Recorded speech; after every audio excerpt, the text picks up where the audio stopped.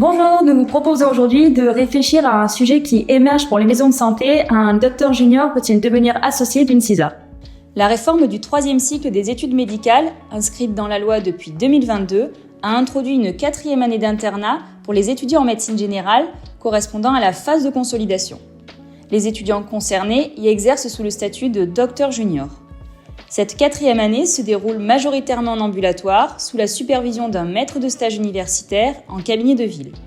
Son objectif est double, renforcer la formation pratique des futurs médecins en conditions réelles d'exercice et contribuer à réduire les inégalités territoriales d'accès aux soins en favorisant l'installation dans les zones sous-dotées.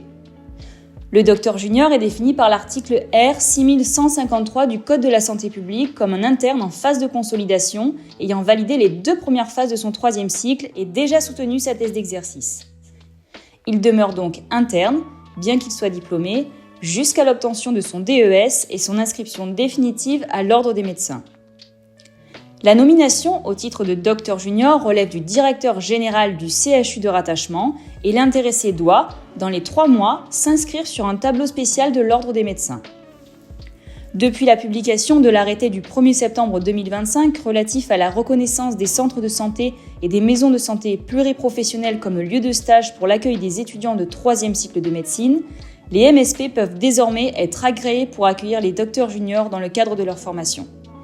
Le stage en ambulatoire dure 6 mois, renouvelable une fois, soit au maximum 1 an.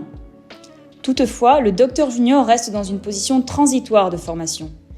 Si son accueil doit être prévu dans le projet de santé de la MSP, le docteur junior a vocation à participer et à s'investir dans ce projet. Néanmoins, la durée limitée du stage et le caractère temporaire de son statut rendent difficile une intégration pleine et durable au sein d'une CISA. Par ailleurs, les modalités particulières de sa rémunération traduisent la volonté de l'université et des institutions de maintenir une distinction nette entre la formation et l'exercice libéral à part entière, ce qui ne va pas dans le sens d'une intégration immédiate dans la CISA.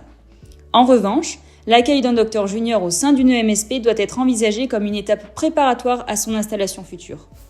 L'objectif est de lui permettre une première immersion dans l'exercice libéral et de préparer son intégration ultérieure une fois le DES obtenu et l'inscription ordinale définitive réalisée. À ce moment-là, il pourra pleinement devenir associé d'une CISA.